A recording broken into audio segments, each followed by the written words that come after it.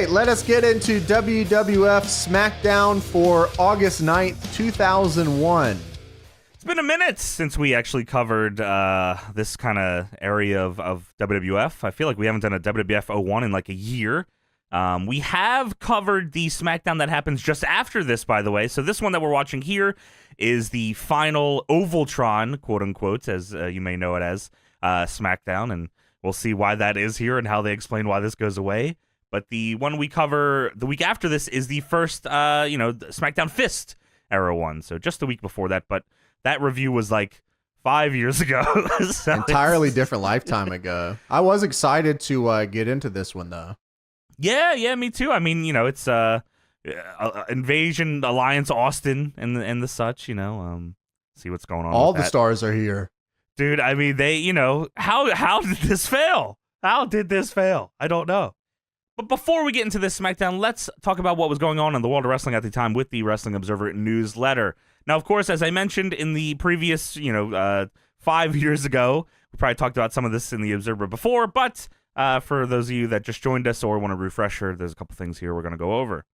From the Observer, August 6, 2001, the actual purchase price of World Championship Wrestling from Time Warner was $2.5 million, according to the figures released this week by WWF in its annual Securities and Exchange Commission filing. The WWF actually spent less money on buying their rivals than the $2.9 million it spent on an NHRA race car, or the money it spent annually just for the travel of the Inner Circle to and from television tapings in the private jet. The WWF's purchase deal also included a 3-year undisclosed amounts contract that the company must purchase a minimum amount of advertising on AOL Time Warner-owned media companies. Yeah, so, the fact that, obviously things, I'm sure there's other amounts that were thrown in here, there, or the other, but, $2.5 million sounds insanely low. Obviously, was the race car badass? That's a good question. Was it the Bob Holly race car? It had to be. It seems like this is like a yearly thing they were doing. Oh, that's cool. Some of these are kind of kick-ass, dude. Check this out. Oh, wow. This is like Crush Hour. Dude. Oh, here's like a picture of The Rock. Okay, so sorry, I know we're audio podcast. One's like a Stone Cold one. Stone Cold's on the hood on the side that says "Wanna Raid Some Hell." Then there's a Gold Rock one. Dude, there's a Kane one. Nice. Wow. Oh, these are kind of cool. You know what, man? This might be way better than buying WCW now that I look at it. Yeah. I would let WCW live and then buy another race car, maybe for the big show. There's an Undertaker one. There's a Triple H one. Wow, they Sean Stasiak race car. Meat car. Well, speaking of ECW, by the way, as noted here a few weeks ago, Meltzer says, Anodius Inc., I don't know if I'm pronouncing that correctly, a division of Acclaim, officially filed on 7/26 an attempt to take over all ECW assets based on a 1999 deal between the company and Paul Heyman. In 1999 and 2000, Anodius Inc. kept ECW afloat when its financial situation was precarious, with a series of loans that ended up totaling $1.5 million, which, in exchange, gave the company 15% ownership in ECW, more than whatever is left of ECW is currently worth. The contract gave Acclaim a security interest in ECW, which Anodius Inc. is claiming as a secured creditor, with the loans not having been repaid, gives them the legal right to foreclose on ECW. In doing so, Acclaim would garner control of the remaining company assets, which would include whatever pay-per-view revenue is still owed by In Demand, as well as the trademarks, which have suddenly become far more valuable due to the WWF angle, as well as the videotape library. And there's a little more as we get into this next one about Acclaim and ECW, but we've kind of talked back and forth about, throughout retros of Acclaim's involvement in the ECW stuff. And there's a part here in this next one that's pretty crazy in terms of how much the game sold. Do you have just before I talk further about it, how much do you think they made on the ECW game? How much money? Yeah. Well, I'm going to imagine they made about $7 million. Okay. That's fucking actually not a bad shout at all. So we're talking about Hardcore Revolution, by the way. From the Observer, August 13th, 2001, in WWF news, the Invasion pay-per-view on 7/22 in Cleveland, based on preliminary reports, looks to have done a 1.6 buy rate. It would be 750,000 buys, making it, if these numbers hold up, the fourth most purchased pro wrestling pay-per-view in history, trailing only the past 3 WrestleManias. Wow. That's fucking crazy. That's cool. I mean, I hope it does well. That just goes to show, dude, like, people were definitely fired up for the invasion and thought, like, Goldberg and Sting were going to descend from the rafters together for this show. Like, there had to be some Which was very reasonable to think. I would have thought that. In fact, I was hoping myself. Oh, shit. It's Bilvis Wesley and Chili Willy. But yeah, so the plans at this point, and there's no timetable, again, seem to be at least by February, that WWFE's wrestling operations will be divided into 2 separate companies, each with primetime weekly television and each doing monthly pay-per-view events and separate house show tours. It seems there was always, even, going back to here, an idea to do a split, not necessarily what it ends up being like Raw and SmackDown split, but a company split where they do fucking separate stuff, which, as a fan, I will say, super exciting. I thought the draft shit was the coolest shit ever. Yeah, I don't think they expected all the WCW fans to turn 360 and walk away. Or 180, whatever. I mean, they can do whatever they want, really. Yeah, really. I turned 360 and kept walking. Walk through that subbitch. Dude, no. There was... I mean, how could you, right? This invasion pay-per-view just did gangbusters. Like, that's a Taz thing. I don't know why I just said gangbusters. I've never fucking said that before. Yeah, that's a mixture of the two. This pay-per-view did gangbangers, and like, fucking, why would you think that this would not be a huge success? Back to ECW news here, James. At ECW news, at the time Anodius loaned the money in 1999. This is just more Acclaim info here. At about the time ECW was starting on TNN, which at the time seemed like a potential turnaround for the company's popularity and visibility, even with nothing of the sort actually materialized, the company was $3.172 million in debt. Yes, $3.1 million in debt, and on the verge of folding. The loans in question, given by a company that had just purchased 15% of a company stock for $1.5 million, would be considered funding to keep the company alive at various points when they needed payback of previous debts to keep from going under or to make payroll. During the fiscal year ending on August 31st, 2000, the ECW Hardcore Revolution game grossed for Acclaim approximately $17 million, which explains why the company would want to keep ECW alive.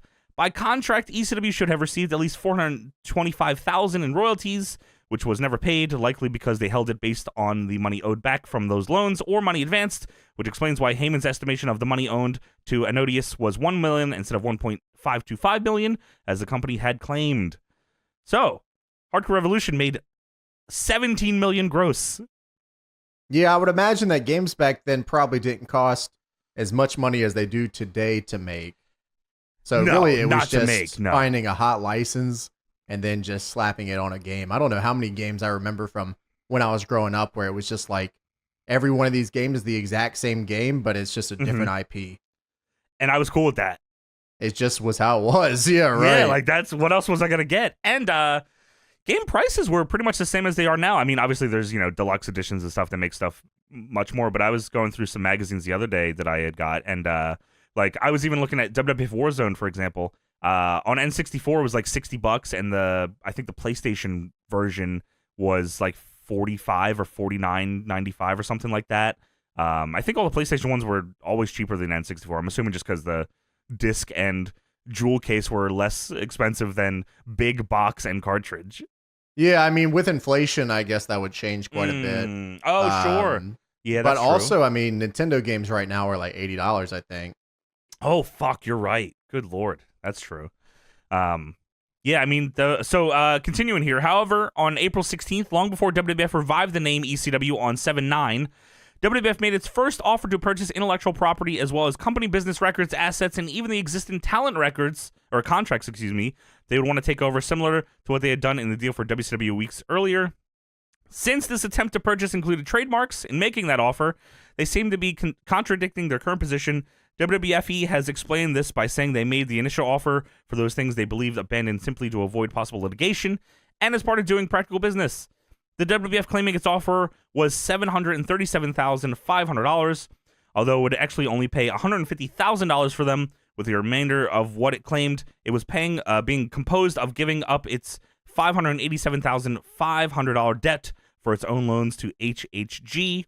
The WWF made a second similar offer of $150,000 on June 26, 2 weeks before shooting the angle to revive ECW's name in Atlanta, before making a third offer of $250,000. Anodius claimed on 8/7 the property was worth more than what the WWF had offered, and a better deal could be had elsewhere. So they're using ECW shit on TV on this episode, and they don't own it. Last few things here in WWE news. There was almost a huge news story at the WWF house show in San Diego on August 5th. Bill and Steve Goldberg were given front row tickets, and they and many of their friends argued very spiritedly about whether or not they should go. A lot of them wanted him to go because it would be such a scene-figuring, huge Goldberg chance and people expecting a confrontation, even if he just sat there as a fan and did nothing. Others who won the argument realized there was no point in pissing off the WWF, as whether by design or not, the possibility of upstaging the show would do so, since ultimately the day will come when he at least seriously negotiates to work with them. One, I mean, Goldberg starting a ruckus at a WWF house show in 2001 sounds very funny. Two, very excited at the news that there is a Steve Goldberg. Yeah, Steve Goldberg. What's his deal? He's got hair? Is that his brother? Yeah, I think so. Nice. Maybe it's he was going to cause brother. a ruckus. He was going to jump the rail and spear meat. Jim Ross met with Rey Mysterio Jr. and Meltzer says, I believe Juventud Guerrera, the better of the two, on August 8th before SmackDown in Los Angeles. They contacted Mysterio Jr., which means he'll likely be offered a deal after his Time Warner contract expires. Nobody denies Guerrera's talent, but the drug issue from Australia may still be a roadblock, combined with the fact that WWF really isn't looking at hiring new people as a general rule. And from The Observer, August 20th, 2001, Mysterio met with Jim Ross and John Laurinaitis on, that was almost Stone Cold, on August 7th at the SmackDown show in Los Angeles. Juventud came with them, but he did not have a meeting scheduled. Neither were offered contracts. Mysterio Jr., who called the WWF to set up the meeting since his Time Warner contract at about $350,000 per year expires on December 31st, was told to keep his Time Warner deal and keep in shape by wrestling indies, and that in January, which is when his contract expires, there was a chance they would bring him in. He was told they have too much talent and aren't looking at hiring new people right now because they have so many newcomers they have to work getting over. So there was at least some talks here, you know, with Ray at the start here. Just, damn. Like, I mean, and it probably is better. Like, he comes in at a sweet time that probably worked way better for him than coming in right now and probably getting just beat up by Bradshaw. Like, but still, Ray is kick-ass. I'm surprised he wasn't like one of the first guys who were like, oh, fuck, we need this guy. We can make money with this guy. Hoovy makes it too. Hoovy eventually makes it. Yeah. Like, when's he come in? Like 05, 06? Yeah, I was going to say probably 04, but 05, you're probably right there. By the way, there was a part here I actually did miss here. Guerrero, who basically came along for the ride, spoke with JR at catering and asked for a job, which wouldn't exactly qualify as adhering to proper protocol. And Ross praised him and told him to keep in contact in January. And at that point, they would have a more lengthy discussion. Also, sorry about The Rock burying you that one time. He should apologize for The Rock stealing his gimmick more than burying him. You're right. We went to met with The Rock. He said, what the fuck is wrong with you? Well, that is it for The Observer. Now let's talk about WWF SmackDown, August 9th, 2001. All right, let's get into WWF SmackDown for August 9th, 2001. There it is. The intro. It just feels good to do it. I just, you know, it's been 600 episodes or whatever, but like, I hear it and something goes in my brain that I got to do. I don't know what it says, don't know what it means, but it makes me feel something. You know when the dude like gets up in Charlie's face on Smiling Friends with the hands? Yes. That's what the intro is. He punches him. Yeah, so we get a cold open here for SmackDown. Steve Austin is here to make a pep talk to the Alliance. These were always great. And the only way he could do so is standing on top of a table in the middle of the room, which, you know, that's makes him the tallest guy in the room. He can only assert power that way, of course. And all the stars are here, like Hugh Morris, Canyon, DDP, Taz is here, which Taz is like, he should be getting his commentary notes ready. Like, commentary is a hard fucking deal here, man. You can't just walk up and start talking into a microphone. He was in the Jake and Speedball outfit. Holy shit, he was. He would get really mad if you said that. Why? Orange is his thing, brother. I don't think so, dude. I think that was Jake and Speedballs. Yeah, you can take it up with Jake something in his face. You can take it up with Speedball on a vlog. Dude, Speedball, I'm not fucking with either of those guys, for real, though. No fucking way. So Austin's on top of this table. He's got the WWF title. He's got his jean shorts. Did you see Just Incredible? I just want to make sure. He was standing on the table. I just want to. He was standing on the table and Steve Austin walked in and told him to get his jabroni ass off that table. Get my bags.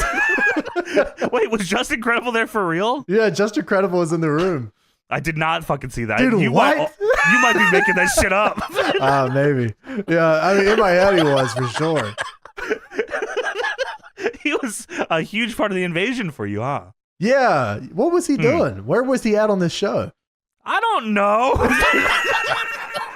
Why the fuck would I know? Why would anyone know? Dude, the writers on the show don't know where Just Incredible is. They're not asking. He must be waiting around for the NWO to make their debut on this show. What, so they can bring their bags in? Yeah, well, it's, it's something. Well, Austin wouldn't allow a guy wearing jean shorts and bald in the same room as him. He's just not letting it happen. Yeah, I mean, that is his look. 1-to-1 his look.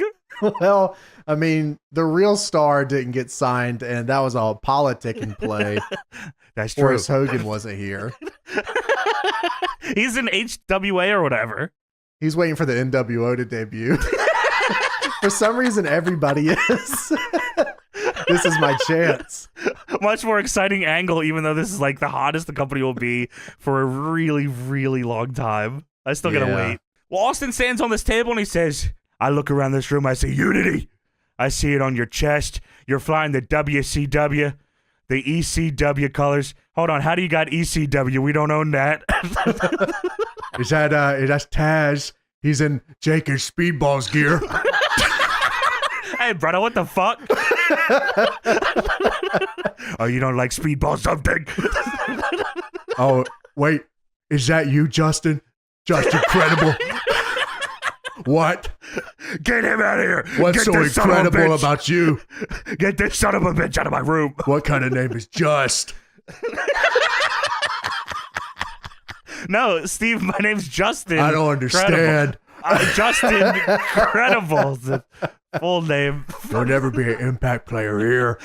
No, I was the Impact. Me and Lance. You suck. Impact players. What? Oh, okay. I'm gonna wait for the NWO angle. Where's your hair? What? Austin says that it makes him feel good inside that they've come together and made him realize the WWF ain't so strong after all, and he wants to single out somebody right now. My lovely wife, Deborah.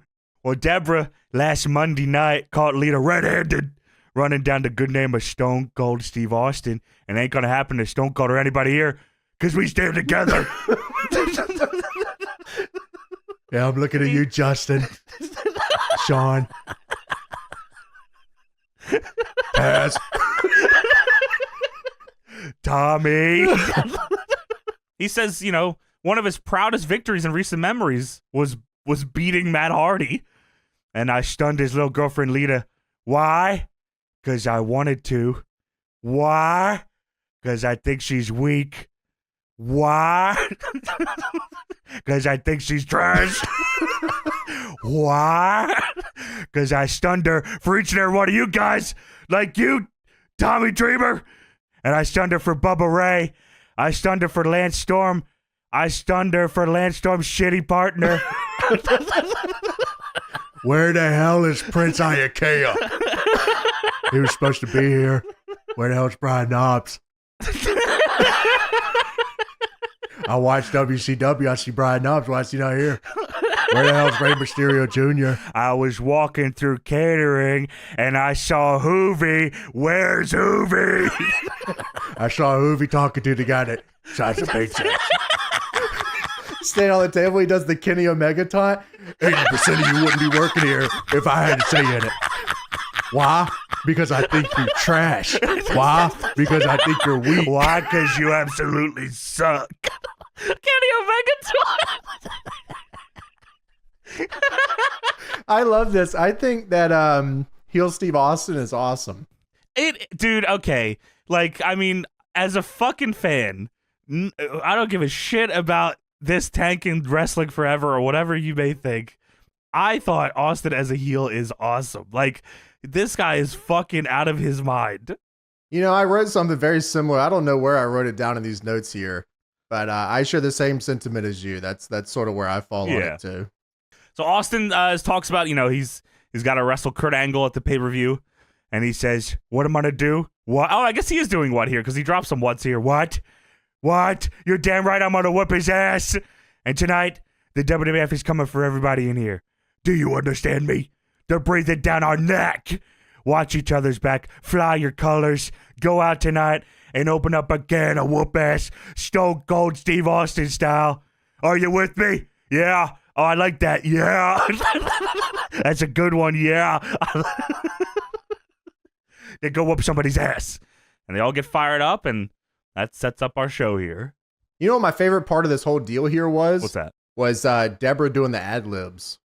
Dude, she, they wouldn't get fired up because they're afraid of Austin, and Deborah would slam the table and go, the Alliance! Yeah! Fuck yeah! Fuck yeah! You know, I stunned Matt Hardy center of the ring. Center of the ring! Yeah! Yeah, I loved that. I thought that was great. That was pretty good. Deborah was fucking awesome in her role here, actually. Like, this whole period here. Like, from the WrestleMania 17 stuff. That's probably when she really starts doing stuff with Austin, right? Like, on TV is the WrestleMania 17 stuff with The Rock, and then into the Invasion where she's got the cookies. Yeah, she has a bunch of memorable stuff. Yeah, I thought she was great in her role here. And yeah, like we mentioned, I mean, this whole heel run here, there's so much, there's so much nuance to the stuff he's doing, and even his in-ring work that we'll talk about later on tonight. Yeah, man, just sweet. Super smart stuff too. Like, it's kind of, we'll talk about it in the main event, especially. Like, the main event of the show is super Austin being just a shitter. Like, this is. He's chicken shit, but he's also, like, there's methodical fucking pace to what he's doing, and, like, yeah, like, I don't know. I really like what he does on the show. So we get the SmackDown intro. This is the everybody on the ground one. Dude, so this collection of clips that they used here for this intro felt foreign to me. It must be, maybe they were changing them near the end and I just didn't catch it as much. Maybe this version didn't make it into the game. But there's a random shot of Big Show with his head steaming. I don't know what that was from. I like that. And then there's also a random shot of Triple H with the gloves on and a hat and a sledgehammer. Looked odd. And yeah, like, just a bunch of clips that aren't, again, video game clips, so I didn't recognize them as much. Michael Cole and Taz welcome us into the Staples Center in LA. They say that it is 16,000 sold out, and it looks like it. There are signs everywhere in this arena. Dude, yeah, this is the Staples Center in LA, so yeah, packed fucking house here. SummerSlam is 10 days away. What I like about these early, SmackDowns, I actually don't know for sure, and I can look it up while I talk here. But you can tell Taz hasn't found his commentary voice yet. Yeah, that's right.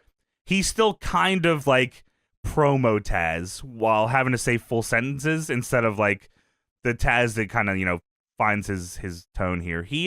I think it's when he stops being an active competitor that he kind of figures it out more. He's still wrestling still here. Yes, right, yeah. Because let's see, Wikipedia says he began performing part-time commentary on Heat in October of 2000. He did the Rebellion pay-per-view with JR in December of 2000. He joined the SmackDown team in February of 2001 after Lawler quit the company. And then he also became one of the trainers on Tough Enough that year.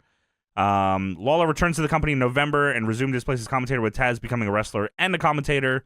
And then when the company splits brands, Taz is permanently SmackDown guy.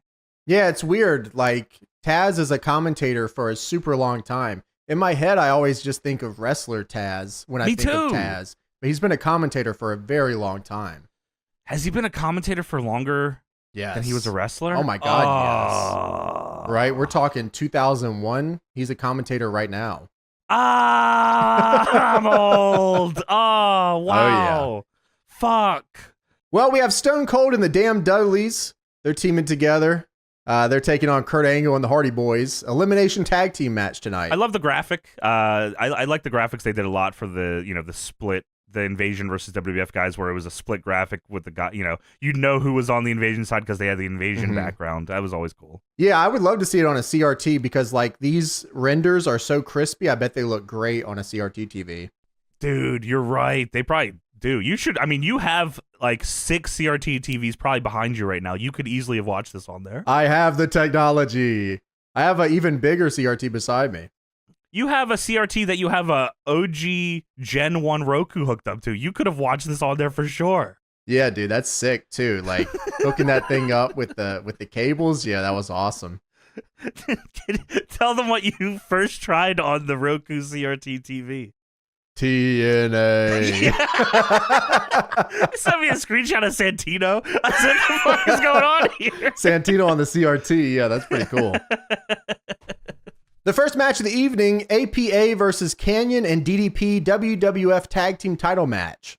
Who better than Kanyon? Everybody! No, bitch! What an easy gimmick, right? That's fucking awesome. Dude, it was over too. So over, by the way. I was surprised. Kanyon gets his own entrance. Like he does, yeah. Well, he's the U.S. champ currently. That is true, but easily could have just had him second DDP. Yeah, I didn't even think they were going to team here. I didn't think that was the team they were going with here.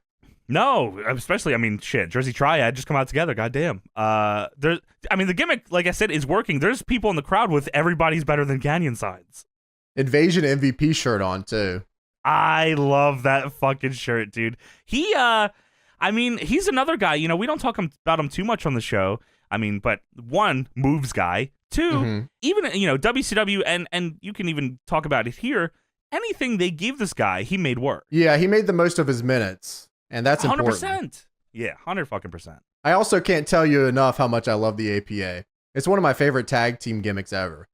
I'm watching even just their work, dude. Like I'm watching them here, and you look at any of the other matches on the show. Maybe Stone Cold might be the closest one that kind of lays it in like these guys.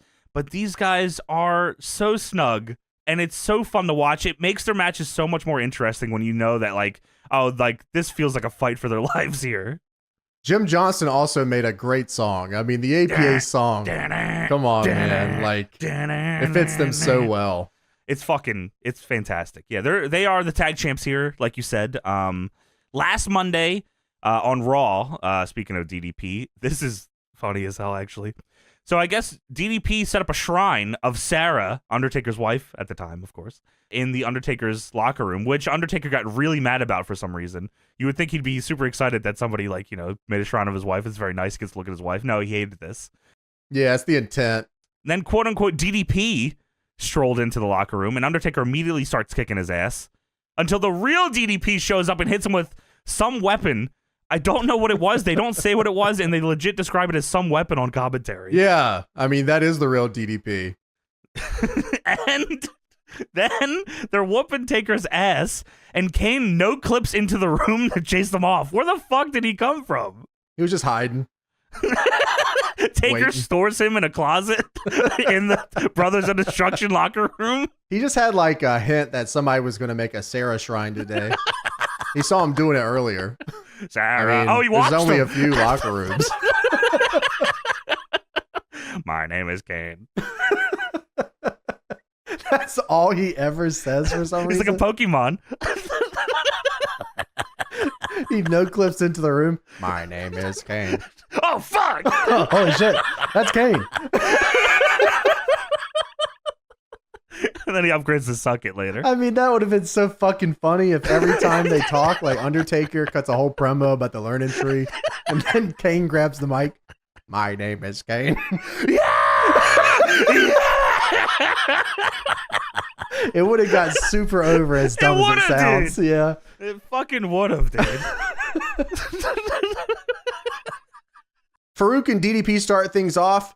Farouk takes over immediately, and they stay on top for most of this match here. DDP tags out. Kanyon comes in. He keeps trying to do these moves off the top, and he gets caught every time.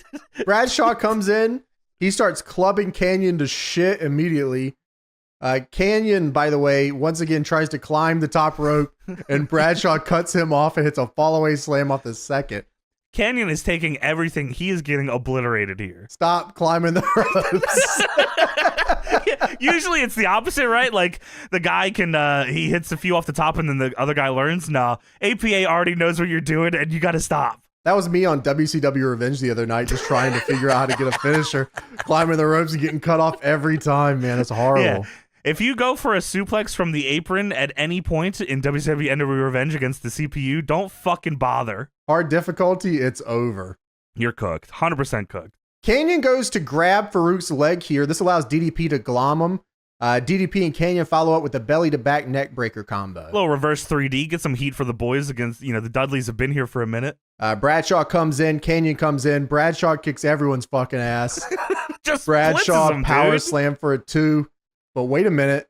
Oh? This is the loudest pop I've ever heard. Who the fuck is that? That's Test from the WWF. Oh, shit. That's WWF's Gold Dust. Oh, my God. That can't be.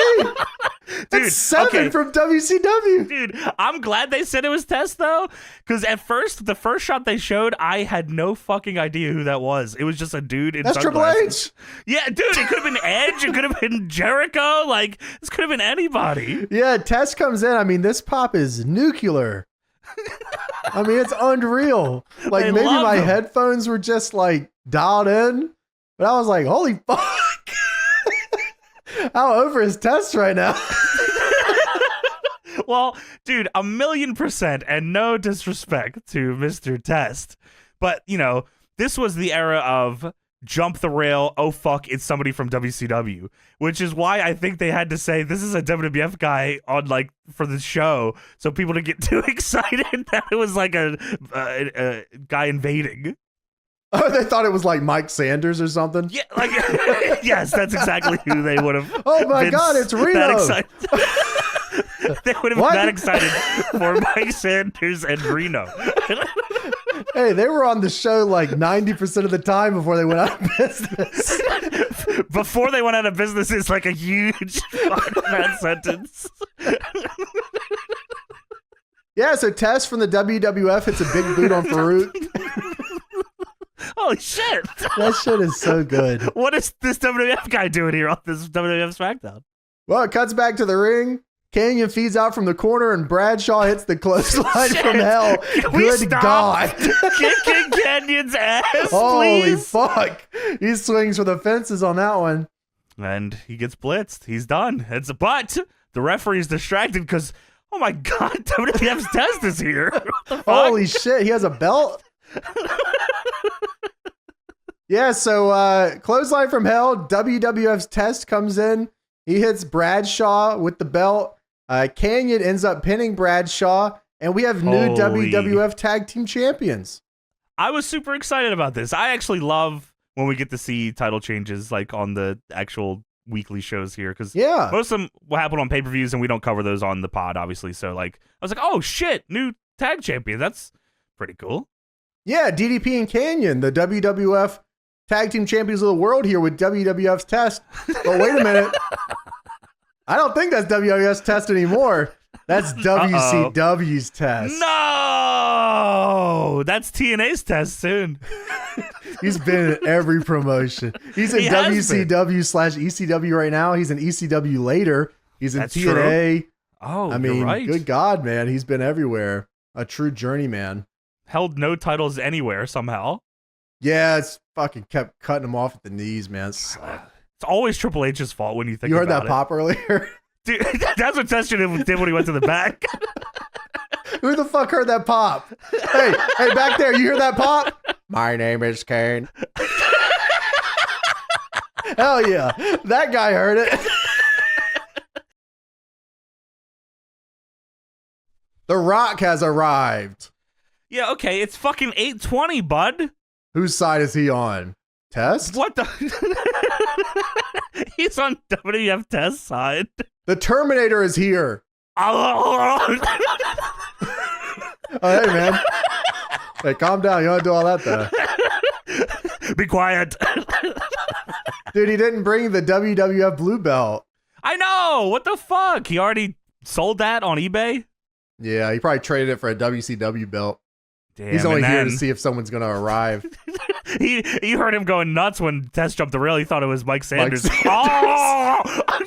Oh, cool, man. Terminator's going nuts over there. Someone calm him down, though. It's not that cool. Hey, sit that fucking guy down. So we have Perry Saturn versus Raven. Yes. And I see Perry Saturn come out. He gets the whole entrance here. And my brain immediately goes to, man, the games did a lot of heavy lifting for Perry Saturn for me as a kid. I mean, Perry Saturn. I played with him so much. His moves are so sick. I wonder if that's that way for some other kids growing up nowadays. Oh, like they only like the guys because their moveset in the games are sweet? Yeah, like they play with them on the video games a lot, so they become fans of them. You know? Channing Stacks Lorenzo? I can't even come up with a fucking name. Channing Stacks Lorenzo is fine. Like, I don't even know, man. I can't even come up with one. Yeah, right. Channing Stacks Lorenzo. And they're like a big fan, you know? Yeah. I wonder if like that's the deal nowadays. I imagine that's the case. I don't know if so much. I mean, I think the games were probably a lot more popular back then. Yeah. Than they are now. But because I mean, how many times you talk to somebody and they're like, yeah, I played the WWF game on the N64, or I played SmackDown, Here Comes the Pain or something, right? Like everyone's played at least that once or twice. Of course. Oh, but funny enough, fucking, you know, you were talking about that, like, you know, people playing the games and getting into wrestling or having their guys, like, you know, that Cappuccino Jones guy in WWE. He said, like, WWE All-Stars got him into wrestling. Oh, nice. Which is nuts, yeah. I mean, I think he'll do well in WWE. I think so, too. You know, I think he's an athletic kid. Yeah, he's got something for sure. By the way, I loved Perry Saturn Titantron being primarily MOPPY. Yeah, I mean, that was a punishment, right? The MOPPY deal. Yes, I think it was a punishment because he threw that dude on his fucking head. Yes. Yeah, he beat up Mike Bell and they put him with the mop, and then Perry Saturn said, "What if I got this extremely over?" Yeah. Whoops. Well, we're gonna kill it. How about that? Then you have nothing. Then you're just a fucking idiot. All right. Well, that works. They gave I guess. Gave MOPPY a new hat here. That was cool. Yeah. They went shopping. Yeah, that's what they said. They went shopping today in LA. So 2 weeks ago on SmackDown, Terry Runnels, who had been with Perry Saturn up to this point, gave Perry an ultimatum and said, "You either pick the mop or me." And Perry took the mop. And of course, he hit his catchphrase, "You're welcome." That is his catchphrase. And that's also Damian Mizdow's catchphrase. One of the many guys that you like to play as in the games. Just kidding. His moves. Was he in the game? Yeah, he was. For sure. Nice. Just not fun to play as. Raven comes out here. Caw. We're gonna respect him on this show. Right. No, I love Raven. He didn't have the sword tattoo though. Dude, he didn't have the sword tattoo, but he was shirtless, which dude, wow, that didn't even strike me as odd. I don't know why, but yeah, you're right. Usually I think when we see him on this show, especially in this era, he's wearing like a comic book shirt or something. Yeah, he has some kind of cutoff shirt or something like that. And he looked great. Okay, he did look great. And I wanted to bring that up specifically that he had no shirt on because growing up, there was a figure set that included Raven that always confused me because I had no recollection of really Raven being shirtless. Here is the set here, as I'll send you a link. It is Raven, Shane McMahon, and Stone Cold Steve Austin in a 3-pack. Wow, Raven and Shane McMahon. Oh, hell yeah. No, take that off the shelves. Take that off the shelves now. That's funny as hell, wow. I have no idea why these three are in a fucking 3-pack together, but just I thought it was badass sick. Motherfuckers. Johnny's favorites all in 1 pack. So Perry Hot starts on Raven here with a suicide dive because he came out here with Terry. They get into the ring here. Perry starts unloading suplexes, belly to belly, like goes for a slingshot leg drop. He misses, but he ends up suplexing Raven, and man, he's just going to town on him. He is hitting every kind of suplex. There was one that he does that I didn't even know how to write down. I was like, wow, he's kind of just inventing shit here on Raven. Yeah, he's just throwing him around. I imagine because they've probably, they worked in 3 companies together at this point, right? ECW, WCW, and then here. So I imagine he's pretty comfortable just dumping this dude on his head. Raven then follows up with the finish of the last match. Perry feeds out of the corner and Raven hits the line. Dude, which, okay. That's what I wanted to bring up here because, okay, you're right. That does happen. But do you know what happened in the match before that may have started this was Bradshaw does Raven's DDT in that match. That's Raven's move. Yeah, I mean, to be fair to Raven, this was also one of his signature spots. That's true. It is.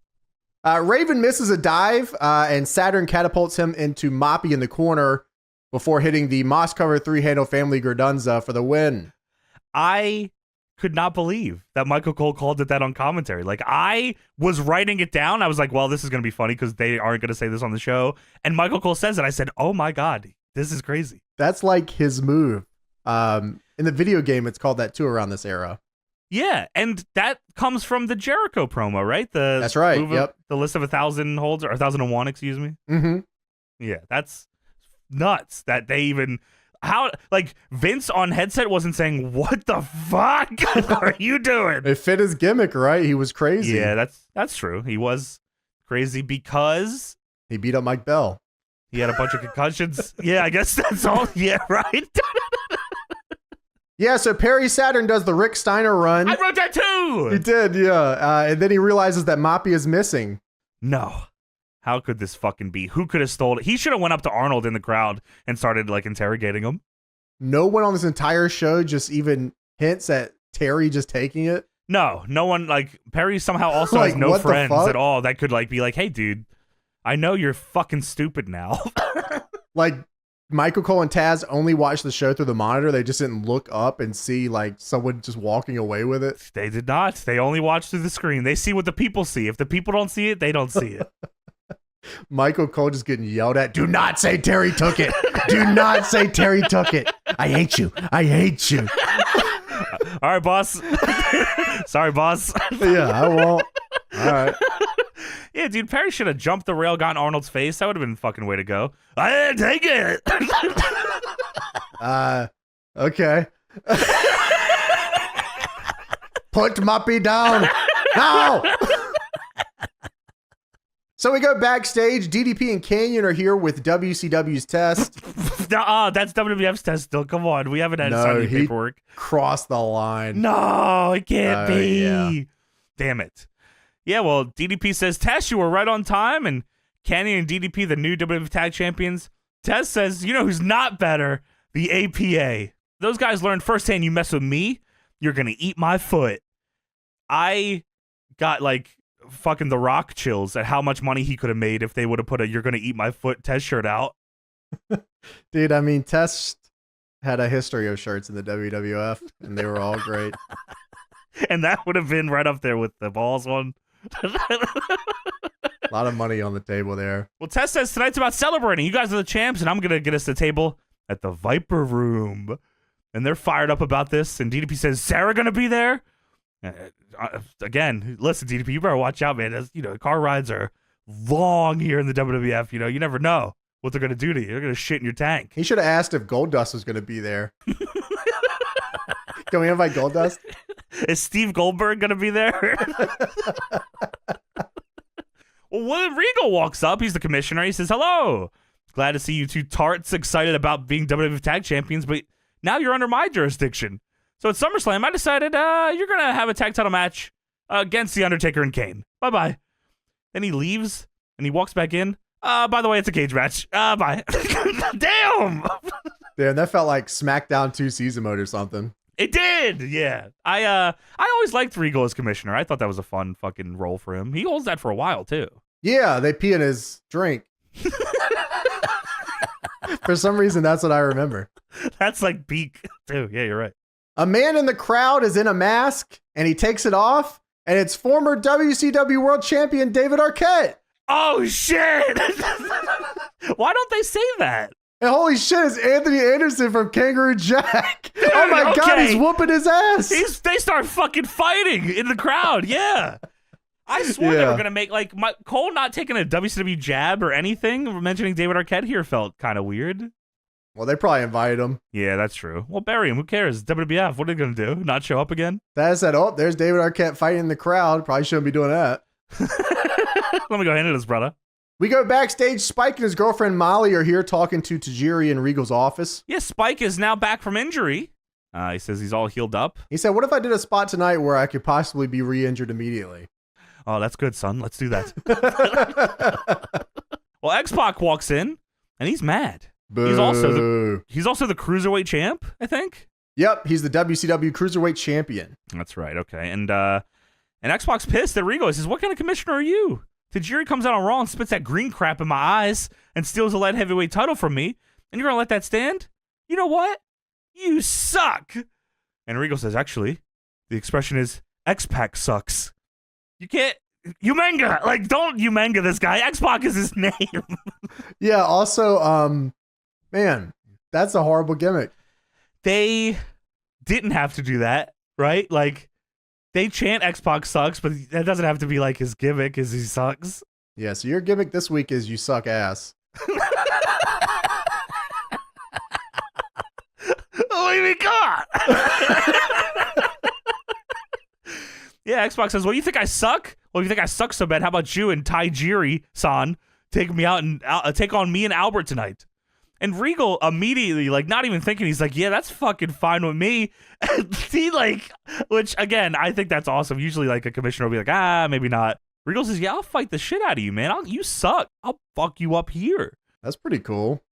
Well, so, yeah, Spike said, hey, man, I know you're busy. I'll take your place. And X-Pac says, all right, you might want to be careful, boy. You might want to thank Commissioner here for what's going to happen to you later. And X-Pac leaves, and Spike, who is not afraid of X-Pac at all, says, ooh, hey, man. Show this guy some can we get some fucking respect for X-Pac here? Absolutely fucking not. I guess not. So we go to Edge versus Rob Van Dam hardcore title match. Last week, Edge pulled down Lance Storm's pants and he had Power Rangers underwear on. Which is like fucking normal to have every week. Yeah, I mean, it's 2001, so like Power Rangers is still good. Yeah, especially every day as someone might wear the same Power Rangers underwear. And that's fucking like, there's nothing wrong with that. It was, by the way, Christian was faking a friendship with Lance Storm, and then they faked him out and Edge pantsed him. But Christian nowhere to be seen here tonight. Oh, okay. Well, RVD is the hardcore champion currently. He's cool as shit, too. Edge and RVD go into an international here, but Edge grabs RVD off the floor and hits a face buster. Very cool. This is a hardcore match, so they can pin outside the ring and stuff like that. That threw me off for a second, too. Like, in my brain, I know that's like hardcore title rules, but I feel like more times than not, we just see a hardcore match and there's weapons in the ring and somebody just runs in and wins. That's not in the match. Yeah, there actually wasn't much weapon usage here, but they did take advantage of going outside and stuff like that. A huge RVD chants from the crowd here. He's very over, even here in 2001. Dude, there's one guy when they're on the outside that is like, must be right next to the camera and he says, whole fucking show! Yeah, dude, this is West Coast. That's pretty cool. Well, you know, this is XPW territory. You better watch out, RVD. Edge sets up this ladder on the post here, but RVD sweeps his legs and then catapults Edge into the ladder for a 2. Dude, there's also, by the way, speaking of XPW, someone in the crowd is holding a Supreme XPW sign. Oh, nice. Yes, shouts out. I love that the ref is just walking around with the hardcore title because, like, the match can just end whenever. I didn't even notice that. That is kind of cool. They didn't do that in the game, sadly. No, they didn't. RVD is setting up a ladder on the second rope, but Edge jumps off of it and seesaws the ladder into RVD's face. That gets a 2 count. I mean, that spot takes fucking forever, dude. Like, I mean, it looked cool, but RVD might as well turn around and say, oh, you should jump on this. Lance Storm runs down. He pulls the rope and Edge flips over. Edge lines Storm down outside. He comes in and hits a German suplex on RVD for a double down. RVD takes it like RVD takes it. Okay, I was going to say RVD always takes German suplexes. Like, somehow he gets unbelievable height, and then the weight of his ass crushes the rest of his body on his head. Storm comes back in, but Edge hits him with a spinning heel kick and an Edge-o-matic. Of course. RVD hits a fucking standing drop kick to Edge. I feel like I never see RVD do a standing drop kick. It definitely felt like, oh, fuck, I am supposed to do something here. Drop kick. It was clean. It looked awesome. It was. Yeah, I mean, it doesn't surprise me, I guess, that RVD has a great drop kick, but sure. It was cool to see him break something out I don't usually see him doing. RVD sets up a chair in the ring. Edge uses it to jump off and hit Storm with a spear out of midair. That was sick. Lance Storm came down to this ring like 5 minutes ago, and he's been getting his ass whooped the entire time. Edge sets up for the buzzkill here, but RVD kicks him. RVD and Lance Storm then grab chairs and hit a standing concerto to Edge. Okay, couple things here. One, I swore that Christian was going to come down to make the save, obviously, or somebody would. Like, this is like invasion shit here. No, they just kill Edge. Two, Buzzkill. Yeah, that's X-Pac's move. Right, it is. Or maybe was that the Buzz Killer, or was it both? Maybe it was both. It was whatever. That was also a person in WCW. Oh yeah, you're right. Who the fuck was Buzzkill? I don't remember. Brad Armstrong. Oh yeah, it was the Road Dogg That's gimmick. Right. Yeah, that's right. Yeah, of course. Which is crazy. Yeah. Yeah, Edge's Buzzkill. That's the fucking execution, whatever. The Impaler. Yeah, that's right. Standing Concerto was crazy. Crushed him. Yeah, looked great. And brutal. RVD won. Well, we go backstage. Steve Austin is here with Deborah and telling her how much he hates Matt Hardy. They're in a very purple room as well. And Austin's explaining the match to her, and it's a 6-man tag, Deborah. The thing about it is, I hate Matt Hardy. I hate Jeff Hardy. And I really hate Kurt Angle. He makes me sick. And at least I got the Dudleys.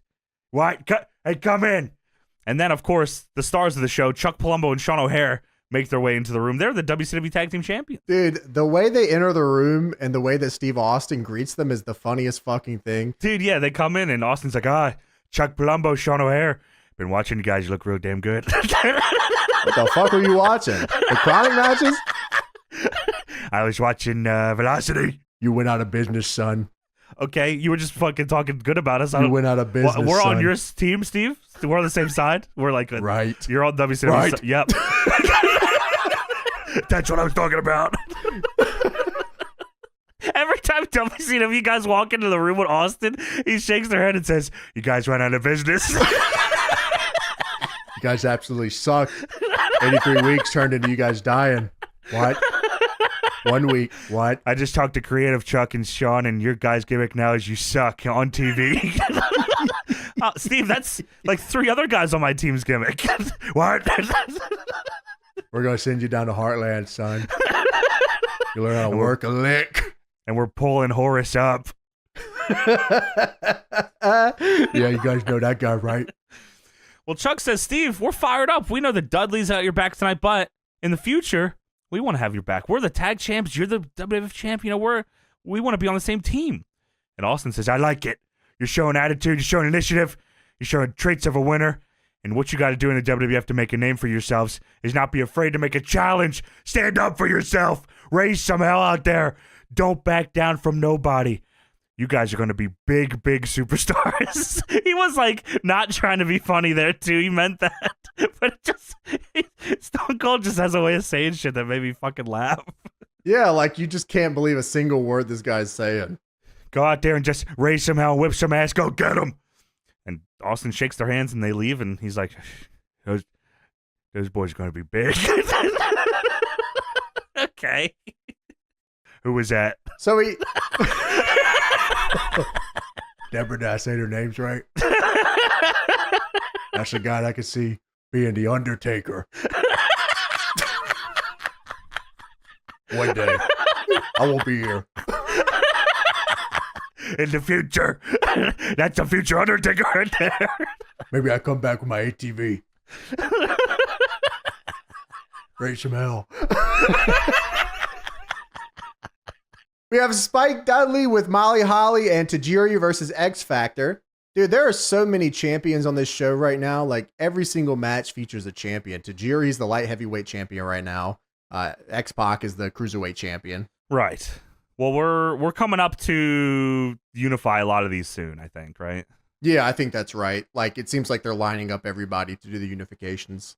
X-Pac and Tajiri start off here, but Tajiri decides to do a no-look kick to Albert and hits him off the apron. How cool was that, dude? Albert's on the apron, running his mouth to Tajiri, and Tajiri, I mean, he's the best at this, dude. He turns, doesn't he, like his body turns, and he's still looking at X-Pac to look like, and he blitzes Albert in the face with his kick. Yeah, very cool. Awesome.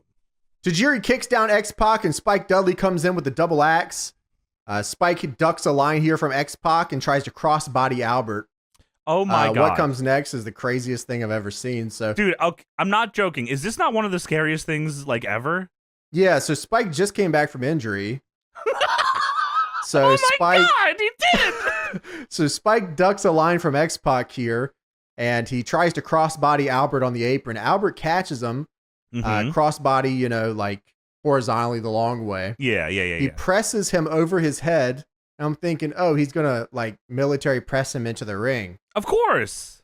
No, man. Albert takes this guy, presses him above his head on the apron, and then drops him all the way to the floor on the outside. So it's not even like he gives him any oomph, right? Like there's no launch so he can maybe go face first or stomach first. He dumps him and Spike rolls down his back, hits the apron and then the floor. This is horrifying. I don't know how he didn't die. Spike was not afraid of anything. He would just do Spike's whatever. Idea. Yeah, dude, Spike was a dog. Yeah, I like this a lot. He was a beast, dude. And he totally didn't have to do that for this match, by the way. He, like you said, just came back from injury. People know Albert, a Beal would have been enough, which they do. And that's enough. He looks crazy getting Bealed across the ring. No, I'm going to take a fucking military press to the floor backwards.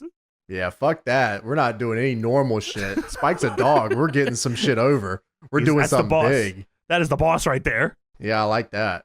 X-Pac brings Spike back into the ring, hits a brainbuster for a 2. They're kicking this dude's ass.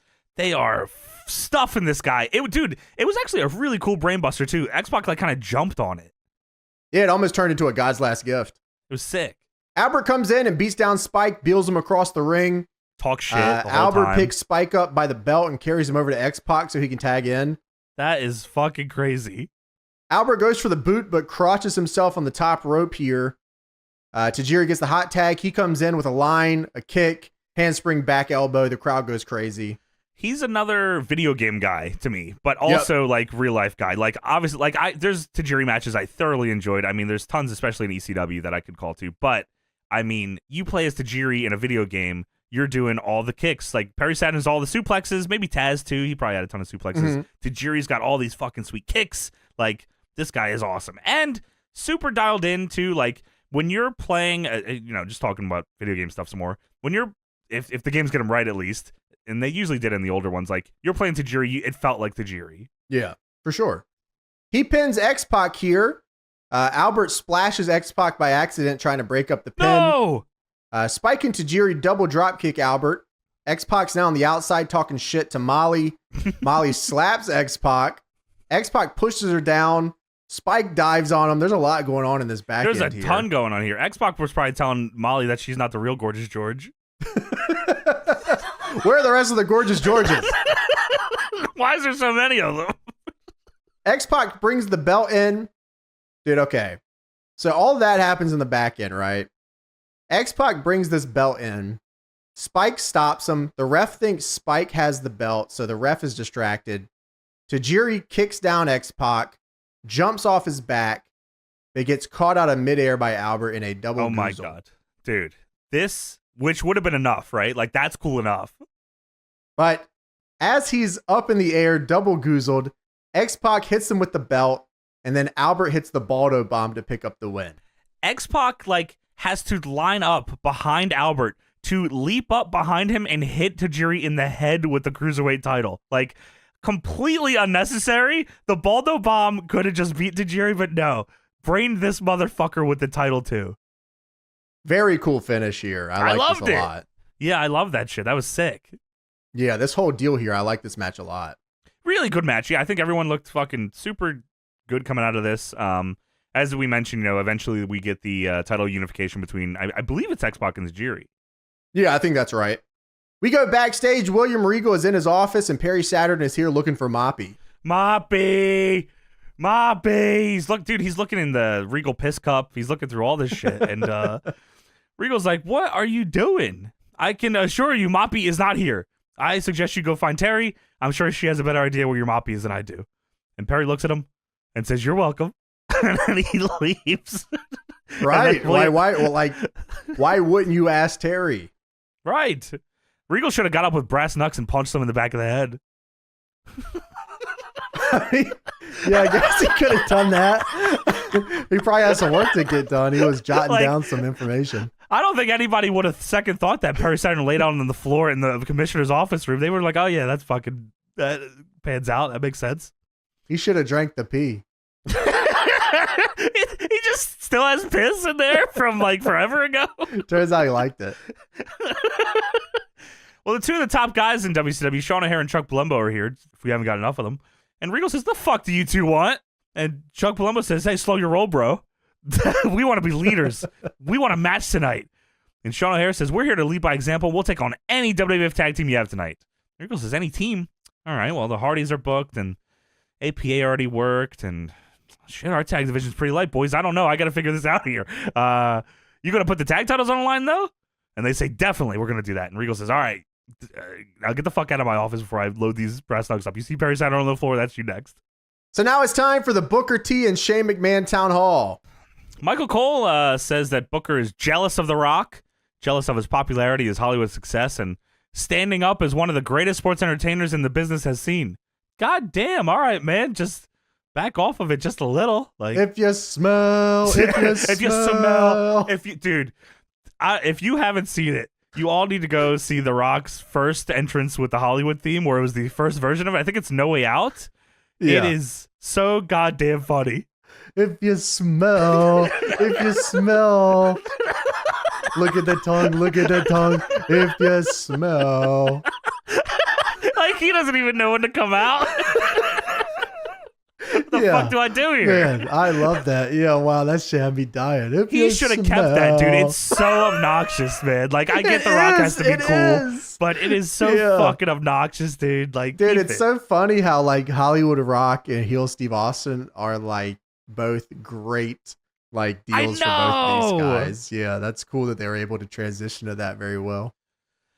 So Shane and Booker out here, and Shane says, Booker, look at this crowd filled to the rafters with self-important, sanctimonious Hollywood phonies. I mean, again, I swore this was going to be like a face-to-face with Arnold or something, or Booker T should have went face-to-face with the former WCW World Champion David Arquette. Anything Just there. One. And he says, I can tell by looking in the eyes of all of you that none of you have been a fight in your life. And I'm out here to remind you in the street fight last week that it's not important who walks away with their hand raised in victory, but who walks away, period. And last Monday, it was Shane O'Mac and Booker T who walked away from that street fight at the expense of the so-called Great One, The Rock. And then he calls for them to show it on the Tron. He says, roll the footage. And Shane narrates this footage here, and they show The Rock going for the rock bottom, and Shane grabs his leg. And Shane says, I have The Rock right here. I'm about to snap his ankle in two. But then Booker T wanted to save The Rock's ankle, and boom, decapitation. Booker says, I would say the sucker is the man who got his ass kicked last Monday. And I'd say the sucker is the man who is not the 5-time WCW champion. And the man who's scared and jealous of Booker T. Rock, I would say you're the sucker. Sucker. And then he says, you know, Rock, you feel any different? You just accept my challenge at SummerSlam. And, I'll give you everything you got coming to you. The first thing would be, then he does the scissors kick in the ring, like, just does it, and says, the scissors kick. And he says, the second thing is going to be the spin-a-rooney. So he hands the mic to Shane, does the spin-a-rooney, and then Shane is right there to give the mic back. 1, 2, 3. Now, can you dig that? Sucker! If you smell what The Rock is cooking. A WWF test like pop here. Dude, I mean, massive. This is the most over guy by a mile. He says, well, congratulations, because you're going to go 1-on-1 with the Great One at SummerSlam. And Arnold's fucking fired up for this. He's clapping in the crowd. He loves The Rock. And Rock says, before you face The Rock at SummerSlam, he has one question.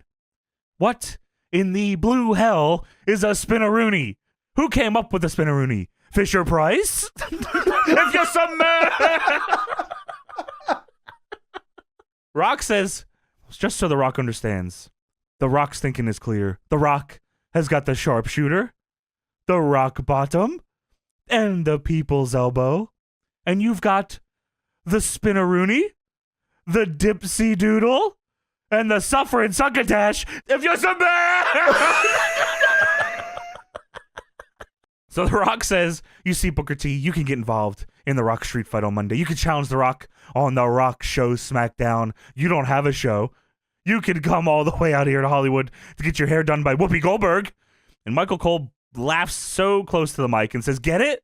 And Ted says, yeah, I fucking get it, dude. Jesus Christ. She was in the Muppet movie. So was The Rock. Oh, no, so was Hogan. Oh, yeah, when they were in space. Yeah. But Booker T, all jokes aside, there's nothing, and The Rock means nothing that's going to stop The Rock from giving the 5-time WCW champion a 5-star ass whooping all over SummerSlam. But we have one problem. The Rock's interest is not at SummerSlam. The Rock's interest is tonight. And Booker says, shit, we could fucking do this right now. You face Shane O'Mac and Booker T in a handicap match. And Rock says, allow The Rock to think for 1 second. And then immediately drops the mic and starts walking down the ramp. Oh, fuck. Oh, shit. Yeah, I get fired up. That was sick as fuck. So Rock's like circling the ring. He backs up to the announce table area. He grabs a chair and he slides in, but they jump him. They get his ass immediately.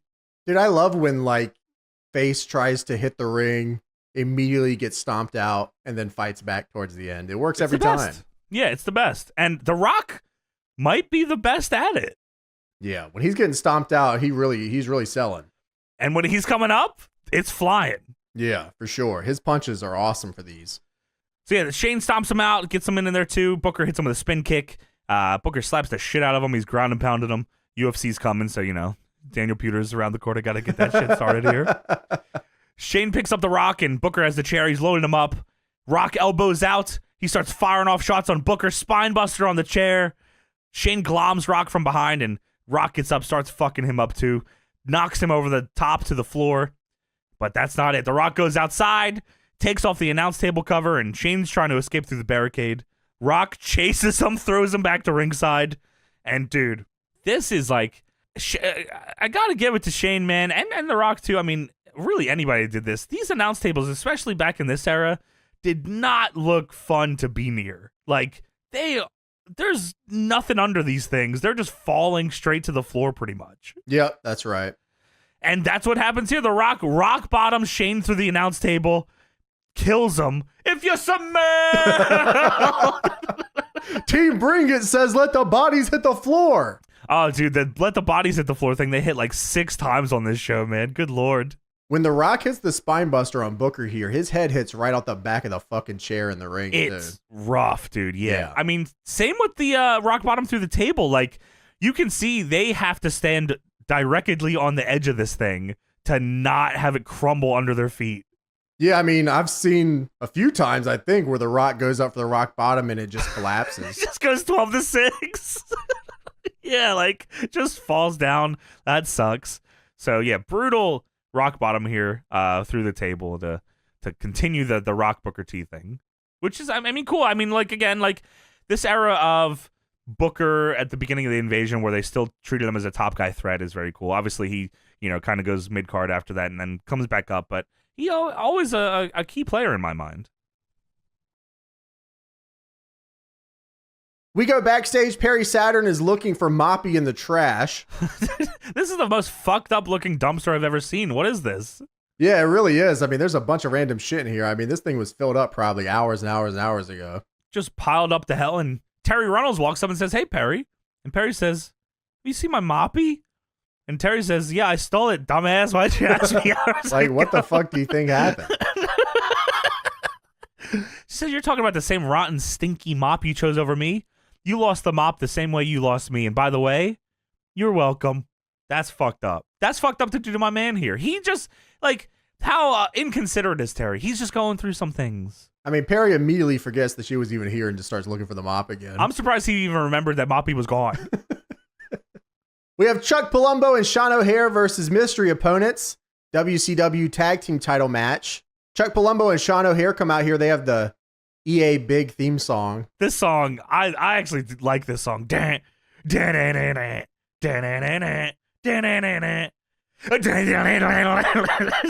sounds like a song nuts. from like a 2003 sports game. Like you would be doing Madden like tryouts or whatever it was back then. Where like you would, it wasn't tryouts. It was like practice. It would be like practice squad shit. You would do the mini games and you'd be listening to the theme song. That sounds like it could be in the game, really. Dude, you're right, dude. And I mean, I think we talked about this before, but Sean O'Haire and Chuck Palumbo both also look like teen movie 2001 the bad guys. Yeah, really. Or they'd be fighting against the Power Rangers or something. Yeah, they would like really be bullying DJ Qualls. For sure. They would be beating the shit out. He would get up on them in the end, like he'd pour like punch on their heads at the party, but like they'd be fucking with him for a long time. Yeah, right. Or like they would become friends by the end or something, right? Oh, sure. That's true. Yeah, that's some deal like that. So the pyro goes off here for this match, and the opponents are Kane, Undertaker, and Sarah.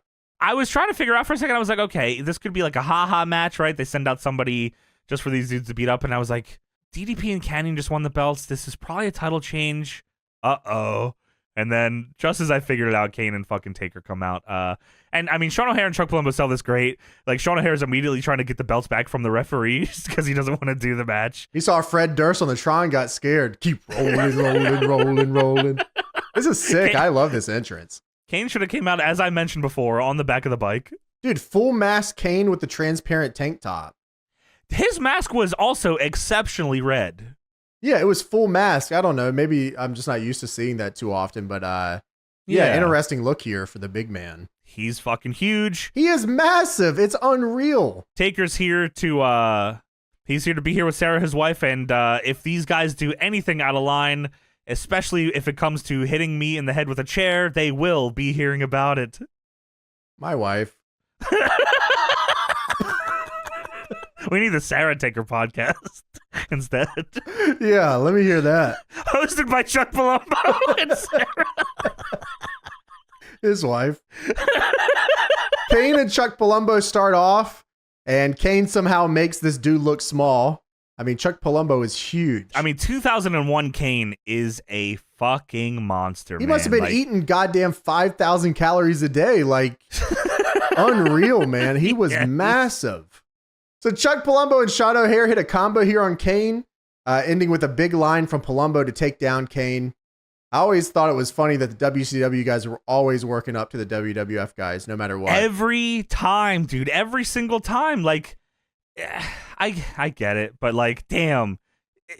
There wasn't a hint of anybody ever saying maybe we should like try to make this feel a little equal. Like, I know we don't have fucking Sting and Goldberg, but maybe we can pretend for a second that maybe that was probably what they were thinking, right? Like, well, I mean, if Scott Steiner was here or Scott Hall or something, sure thing, but like, not these guys. Mike Sanders boys, I don't know. Yeah, which there is an argument for both, right? Like, I know Sean O'Haire and Chuck Palumbo are not Kane and Undertaker, but goddamn, man. Yeah, right. I guess, if you looked at it with a little bit of, objectivity, I guess, like Kane is huge, et cetera, et cetera. But yeah, Taker is the fucking Undertaker, of course. Right, yeah. And Sarah Taker is his wife. She's here. Dressed out like Jamie Hayter. There's two signs in the crowd that two guys are holding. One says, I could have made a better sign. And his boy's sign says, but then I got high. Classic. Tremendous. So Taker comes in. He hits some sort of suplex on Sean O'Haire here. What the fuck was that? Like, I wrote hits a spine buster, back suplex. What? Yeah, just does some sort of deal here. Gets him up and he just goes for it. Taker goes up. He hits old school. Don't exactly understand why. I never really do. You've talked about that a few times, and I guess I've just never thought of it. Like, there's probably some answer here. I just don't know what it is. His dad did it. Just something, yeah, right. Just obscure. I'm sure there's his some mom answer. did it. Yeah. O'Haire lines Taker over, but Taker lands on his feet and pulls O'Haire out to kick his ass. Palumbo jumps off the apron and takes down Taker, but Kane cleans up. O'Haire uses a chair when the ref's back is turned, and then Taker hits a DDT for the double down. Sean O'Haire hits Taker in the head as nicely as you can hit somebody in the head with a chair if they're not putting their hands up. Like, this was a, please, I'm on your team. Please, we're cool headshot. Like, he tried his hardest there, and it was very nice of him. Kane hot tags in. He hits a Kane line, cleans house. Kane double goozles the champs, but they reverse into a double suplex. But Taker comes in, stops the double suplex, helps Kane down, and they hit stereo choke slams on the champs for the 3 count. Kane and Undertaker are the new WCW tag champions. There was not even a chance, like even a slight hint of Sean O'Haire and Chuck Palumbo winning this match. Like, not even like they hit some bullshit on Kane, like they hit him with the title and get a pin. No falsies for these fucking guys. Fuck WCW. Kane and Taker on top. Welcome to the Fed, bitch. Welcome to the big leagues, boys. I'll put you in the learning tree. That's my husband, Undertaker. My name is Kane. Boom! Keep rolling. Fred Durst actually wanted to be a song for Kane, but it just ended up going to his brother. You know, a little hand-me-down. Hand-me-up. So sick. RC Cola WWF Rewind. Stephanie McMahon gets pied on Raw. And also there's a guy in a gorilla suit in the ring. They didn't explain any of this. They didn't even mention it. Like, it shows Chris Jericho standing here with a guy in a gorilla suit, and then he pies Stephanie McMahon, and that's it. Thank you, RC Cola. RC Cola thought the monkey and the pie was awesome. Yeah, okay, cool. What the fuck? Jericho says the Alliance may not have the rock, but you can have the pie. And he hits her with a pie. Anyway, drink RC Cola. Good. What the absolute fuck just happened? And there's a follow-up segment where they also don't explain it. Yeah, we go backstage. Hugh Morris is here. Hugh Morris gets fucking SmackDown TV time. Are you out of your mind? This is such a fucking WWF thing too. They couldn't just do Chris Jericho versus Hugh Morris. I need a fucking Hugh Morris, Stephanie McMahon backstage segment to explain to me that Hugh Morris is on Team WCW and he's gonna wrestle a Team WWF guy. I get it. What I don't get is whatever they just showed me. Where was the monkey? Yeah, I don't understand what just happened here. Can we explain the monkey? I'd rather TV time for that than fucking Hugh Morris. It's just still his name somehow. Yeah, fucking Stephanie's watching the TV in the Stephanie McMahon room, and Hugh Morris walks in because he's just allowed to walk into the Stephanie McMahon room, I guess. And he says, hey, I didn't like what Jericho did. I never liked that guy, and I'm going to make him pay tonight. And then Stephanie says, yeah, Jericho's going down tonight. And Hugh says, how do you think he made those monkeys do that? And he leaves. Do what? Dude, what did he do? They brought the pies, the monkeys? Why do you have to explain to me this angle? Explain the monkeys. Well, SmackDown is brought to you by Corn Nuts. Corn Gone Wrong, the surprisingly hardcore corn snack. Like, damn, okay, man. Yeah, watch corn. Jerk off the corn. Yeah, I mean, that's an aggressively late 90s deal here. I mean, good God. Yeah, absolutely. So we have Chris Jericho versus Hugh Morris. Yes, you know what they're calling Chris Jericho? At least what Michael Cole says that he is? What? He's the flamboyant vigilante. I thought he was a Jerichoholic. What the fuck? Like, yeah, what? Yeah, that'll catch on pretty good there. There's a fucking great shot here of Jericho's Tron as it backs out to him on the ramp. It looked godly. I love so that. Good. I like the Oval-Tron set. Like, I remember that Jericho shot more than most entrances in that era. Yeah, dude, it looked awesome. Yeah, sick. Yeah, so I guess Jericho's going to be working Hugh Morris tonight. Fuck! The Rock won't work a Hugh Morris, you know what I mean? Like, that's, like, I get it, right? Like, slim pickings, not everyone came over from WCW, but, like, no, Lance Storm's here. Well, Hugh Morris hot starts on Chris Jericho here, but Jericho hits him with a big line and then elbows him right on the top of his head. Dude, he blitzes him. Bulldog here from Jericho. Jericho goes for the lion salt, but Hugh Morris gets the legs up. Morris hits a belly to belly here for a 2. I was surprised he even got Jericho down, to be honest. Shouldn't have. Morris goes for a power bomb, but Jericho rolls through into the walls of Jericho and he taps out. You suck. Jericho looks down and says, your company died. He did a lion tamer style too. Yeah, he did. It looked great. It shows a replay. Jericho is now up by the ramp. And we hear, of course, for some reason, Rhyno's TNA music. Gore! Gore! Gore! Oh, shit. Where's Billy Gunn? So Rhyno's here at the ramp to meet Jericho. Of course, he gloms Jericho. He suplexes him on the ramp. And we get one of like the biggest moments, to me, at least. I'm not sure how you feel about it, but this is a big SmackDown, like, Oval era moment to me. Yeah, 100%, dude. I mean, this is we talk about moments that are intro video worthy, and this this is definitely one of them. Like, crazy shot. In retrospect, pretty silly for why they did it, but cool as fuck. Yeah, so Rhyno suplexes Jericho on the ramp. He backs up, does his taunt, and then Rhyno gores Jericho through the stage. Dude, right through the video wall, puts him right through it. Really cool visual. The wall fucking falls over. Like, these dudes are laying in this pile of just rubble, dead. Commentary's flipping out. Taz says Y2J just got gored into the next millennium. Shut his mouth.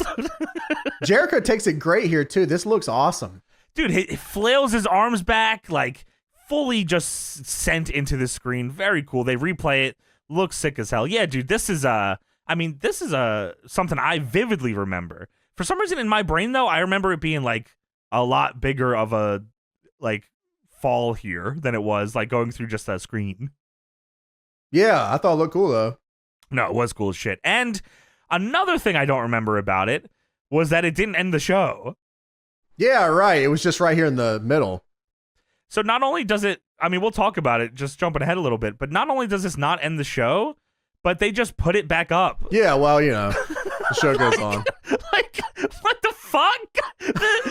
I thought, like, okay, that's gonna be broken for the rest of the night, and then they'll, we get as we mentioned earlier, we get a whole new, not only backdrop, we get a whole new stage next week, which unnecessary.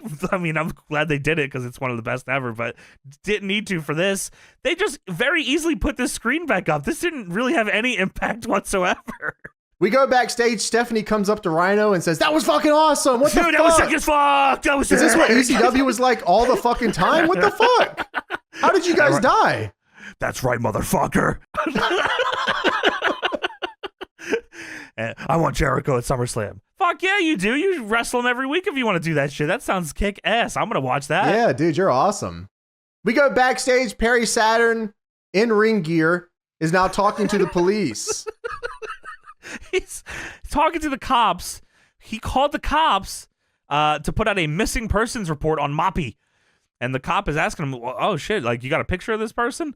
And Perry, of course, has a picture of MOPPY in his gear, which he pulls out and shows to the cop. And the guy says, "This is a mop. You called us out here for a mop?" And Perry says, "Yes. MOPPY Q McMopperson. And you guys have to help me find her."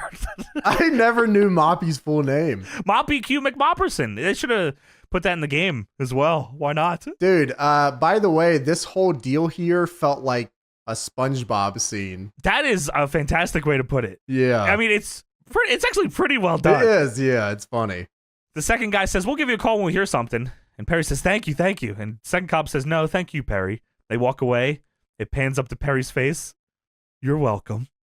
I will spoil here for those that might not know, because I guess there's a chance that nobody has any goddamn clue what MOPPY is. This leads to Raven, who has not only taken Perry Saturn's ex-girlfriend, or a valet, I guess. I don't know what they actually were. Raven puts MOPPY through a wood chipper. Aw. Yeah. We haven't watched that, though, so we'll get there eventually, but that's where it goes. That's who Terry stole MOPPY, and Raven kills MOPPY, and then goes Perry's career as well. So now it's time for the main event. Dudley Boyz and Steve Austin versus Hardy Boys and Kurt Angle elimination tag team match. Big fucking match, dude. Yeah, Steve Austin has the Disturbed theme here with the red ring jacket. I love this look. Fucking hard. Oh my God. This guy is mean, dude. Like, it's even funnier because he's like kind of a chicken shit, but this guy's like so fucking sick. And this is where I'm like, dude, I love that shit, dude. Yeah. Yeah. And this is where I'm like, yeah, wow, they just put the video wall back up and there's stuff playing on it. Like, they didn't really break anything when Rhyno gored this guy through this. That sucks. Well, there's a good fucking chance also they just recorded it like cold. Oh, like oh yeah, that's true. That's true. Yeah. Kurt comes out here. He's got the straps down. He is fucking jacked. Dude, jacked and over. And he's only been here for what? Maybe 2 years, if that? Yeah, right. He came in the same time as Taz. Yeah, dude, like, fucking shit. He is a top guy already, like, toe-to-toe with Austin, not even a blink of that being something weird. Like, he's super, what a run he already had here. Yeah, also Angle gets a lot of pyro. Tons of pyro, dude. Yeah, cool. The singlet's not one that I really remember, though. Just full, like, dark blue. I actually do remember this one for some reason. Yeah, okay. Default kind of deal. Oh, sure, okay. So Kurt wants Steve Austin, of course, to get in the ring. But Steve Austin stands on the apron and smiles at Kurt. Funny shot. Yeah, dude, Austin wants nothing to do with that. So Kurt and Bubba will start, of course. Yeah, Kurt tags out to Matt, and then Bubba tags in Steve Austin. I thought that was funny as shit. Dude, Austin gives him no time to like fix that situation either. Austin tags in and immediately runs in to lock up with Matt and puts Matt in a very long side headlock where he stares at Kurt with the shittiest look on his face. Yeah, I love this little interaction here. So Matt tries to go over to tag in Kurt, and then Steve Austin kicks Kurt's hand. Kurt comes in. And then Steve drags Matt to the corner, and everyone comes in and they start kicking his ass. Dude, whoop Matt's ass, dude. This is so fucking shitty, man. Like, Austin and Dudley's are a good little trio. Yeah, I thought this was awesome already, right off rip. Yeah. Devon tags in, and Matt hits a neck breaker and tags in Jeff. They hit Poetry in Motion for a 2. Very cool. Bubba blind tags in, and Devon drops down, and Bubba just destroys Jeff with a line here. They were snug in this main. Well, I guess, which is fucking one, like I mentioned about the APA, that shit always makes me way more locked in on the match. 2, I mean, Dudleys and Hardys have been killing each other for 2 years now as well, right? So I imagine they're pretty familiar with we got to throw here, especially in a main. Bubba and Devon then double flapjack Jeff, and they almost lose him in the lights. I swear, dude, we've seen this happen before. I swear we talked about it. It was like, oh, I thought they were going for a back body drop and they turned into a flapjack and Jeff like almost died. This might be a Jeff Hardy spot. Yeah, I definitely think it is. Cause like it's scary as shit, man. Like it looks like he's flipping for the back body and he comes down crazy on his shoulder. Like, and it wouldn't put it past me that was on purpose. Jeff hits the Whisper in the wind for a double down. Kurt comes in, he cleans house with a huge line on Bubba and a belly to belly on Devon. It's funny, the line he hit on Bubba here reminded me of how Trevor Lee would do his line. Dude, okay, that's so funny you say that. Austin and the Dudleys here remind me of Priest and Trevor a lot. Yeah, it's great. The Hardys do house shows. This leaves Kurt and Devon in the ring. Devon goes for saving grace, yes! But Kurt flips out and picks his leg, locks in the ankle lock, and Devon taps out, being the first one eliminated in this match. I love that. I thought the counter looked awesome. Kurt, flipping over out of what is essentially a reverse suplex looks pretty nuts. Like, Kurt's a big dude to be flipping backwards like that. I know he does the moonsault and shit, but, standing is nuts. The ankle pick getting such a reaction is like, I think that's awesome. A crowd coming up for the beginning of a submission means you're over as shit. Bubba comes in and starts chopping down Kurt immediately. Matt comes in and takes down Bubba with a line off the top for a 2. Austin hits Matt. Bubba grabs Matt into the Bubba Bomb, hits it, 3 count. Matt Hardy is now eliminated. Kind of surprised. I guess maybe, they didn't have another move and maybe Bubba was just doing that, but I didn't think the Bubba Bomb would do it. They didn't even have a name yet. They just said, oh, he fucking in with the Bubba move. Dude, Matt gets hang time on this move too. He really gets up there. That's gotta suck. We go to commercial and come back. Bubba misses a senton off the second. Classic. Jeff goes up, hits the Swanton Bomb, fucking crunches this dude. Oh my God, Jeff lands on him with full ass. Like he smothers this dude with it, man, and he goes for the cover, but that old rattlesnake pulls the ref out of the ring. Son of a bitch. Yeah, so Steve Austin pulls the ref on the 2. Steve Austin then hits a stunner on Jeff Hardy, who eats shit on it. Yeah, Jeff dies. Austin gets caught up in his shirt because Jeff's shirt is all just caught up in bullshit. And Austin, I don't know if Austin's ever talked about working with the Hardys, but I actually always really liked him working with them too. Yeah, Steve Austin was locked in at this point too. For sure. So Bubba covers Jeff. The ref comes in. It's a 3 count. It is now Kurt Angle versus Bubba and Steve Austin. That's some shut your mouth shit. Steve Austin is being chased by Kurt Angle around the ring. He comes in, he gets out of the way, and Bubba hits a huge line on Kurt here to take him down. Looked fucking good, too. Yeah, good stooging, man. Yeah, good shit here. Bubba beats him down, then tags into Steve Austin, who comes in and chokes Kurt Angle. He literally just gets on top of him and starts choking him to death. Double goozle on the ground. So Austin and Kurt trade blows here, and then Austin hits a huge fucking Thez press. Good God. Dude, the camera shot was awesome. Austin gets mega height. He must have had plus 300 stats in 2K. He gets so high up there on this Luthez that I thought he was going to jump over Kurt. Yeah, he goes into the elbow with theatrics for a 2 count here. Incredible camera work. Yeah, it just looked awesome. Sick, Austin and Kurt are locked in. Austin hits a spine buster here on Kurt for a 2. Stuffs Just him. great beats here where Austin is pissed that Kurt keeps fighting back. And yeah, just good stuff here all around. And now I'm going to do Chris Jericho's finish. Yeah, so Austin locks in a Boston Crab. Wow, holy fuck, okay. So Kurt flips his legs out in this Boston Crab, and Austin goes head first into the ground. Dude, Kurt must have been super strong on the pole or something, or Austin was in a weird angle. He lands right on his head. Kurt goes for the ankle lock here, but Bubba just instantly breaks it up. Kicks him fucking so hard in the head, dude. It's a main event, man. It's time to get it together. Yeah, I like this. And now it's time for me to German you on your fucking head. Yeah, so Bubba tags in, and Kurt throws Bubba into Austin and hits a German suplex here for a double down. I love, especially Bubba, I'll give him credit here. I love a fat guy taking a German. Like, if you can It's always brutal. Dude, it always looks nuts, and if you can get up for it, it looks insane. Like, Kurt gets lost behind him. Bubba goes for the tag here, but Kurt grabs Bubba and hits another German suplex to keep him from the corner. Dude, Bubba then counters a whip, and Kurt crushes his face with a flying forearm. Kurt punches Bubba down. He throws himself at him with a line. I love that. Great babyface desperation. Yeah. Just fantastic stuff. Kurt hits a belly-to-belly to Austin, and then an Olympic slam on Bubba gets the 3 count. So now it's down to Kurt and Austin. Let's go. Get this son of a bitch, Kurt. Austin comes in immediately, and Kurt picks his ankle, and he's tapping out, man. Right away he gets him, but the ref is trying to get Bubba out of the fucking ring. Oh, you bastard. Oh, I was like, I was mad for a second. I was like, whoa, what the fuck? Dude, I love that Austin just immediately tapped out. Like, he put the ankle lock in, and it was like done. All of Austin's like badass persona just instantly left, and he just tapped out immediately. That was good. Fantastic, dude.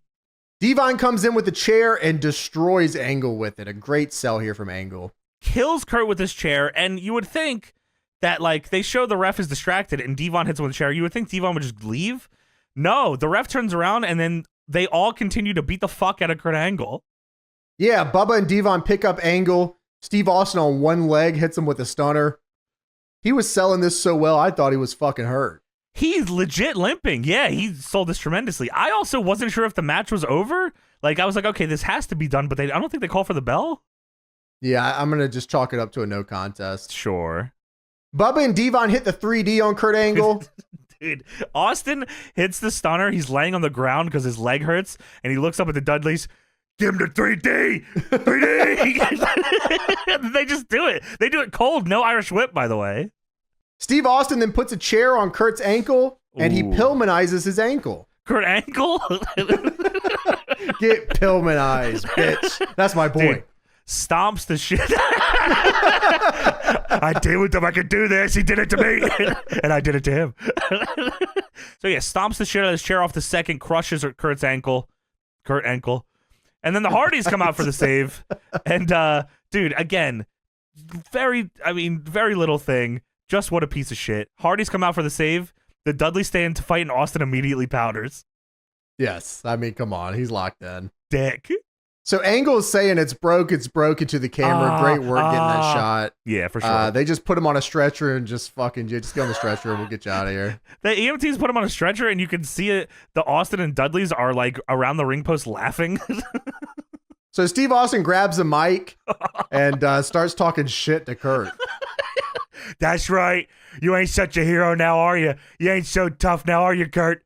Hey, you ain't so tough, are you? Come here. Austin drops down. He's full limping. He's limping up the ramp, chasing after Kurt as they fucking push a stretcher up the ramp to take this broken-legged guy up to the back. He's limping. Look at you. Come here. Hey, Kurt, I pledge allegiance to the flag of the United States of America and to the Republic. Oh, that's a bunch of crap. He's going to get some heat. And then he says, go get that sumbitch. And the Dudleys run up the ramp and attack the Hardys. Austin is limping up to Kurt while the Hardys and Dudleys fight around the stretcher.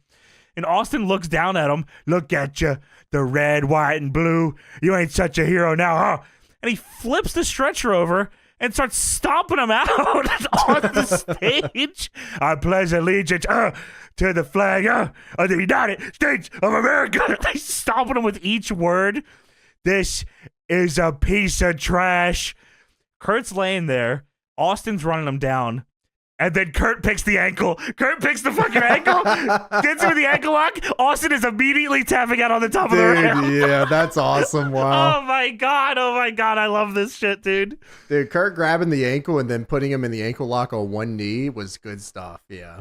Fuck, I thought this was legit perfect. Like, tremendous piece of business. Like, yeah, fantastic. Fucking fantastic. Dude, yeah. Bubba attacks Kurt and Jeff attacks Bubba. We get the split with Jeff's trying to hold Kurt back because Kurt's obviously hurt. And Austin is fucking laid out. He's hurt. And the last thing you see is Austin, no microphone, on his side, staring and pointing at Kurt, who's fuming, like seething. Kurt wants Austin. And Austin looks at him and he points and says, I broke your leg. I broke your damn leg. He's going to get some heat now. He is the heat meister. Dude, I say what you will. Like we said about the invasion, about Austin's heel run. If you just look at what Austin did on this show alone, I mean, this is awesome. I love heel Steve Austin. Yeah, man, I think this is fucking great. I pledge allegiance to the flag. All right. Hey, Kurt, I pledge allegiance. All right. What? I get back here. Of the United States, what? Why? Because you're a piece of trash. Yeah, like, dude. Great stuff. Everything he does, like, it is funny, but he's a fucking piece of shit. Yeah, this was like an in-ring centric SmackDown with great backstage segments, capped off by a fantastic Steve Austin and pretty much everyone in the main event performance. I was very happy. No, with I enjoyed show. it. So it didn't feel like it took long. I had to watch a Bill DeMott match, but sometimes you can't be perfect, right? Goddamn. and this is the final Oval-Tron SmackDown. The last time we see the Oval-Tron, and on the next SmackDown, which we reviewed many years ago, the debut of the SmackDown Fist in a new era for WWF SmackDown. Well, that is it for WWF SmackDown, August 9th, 2001.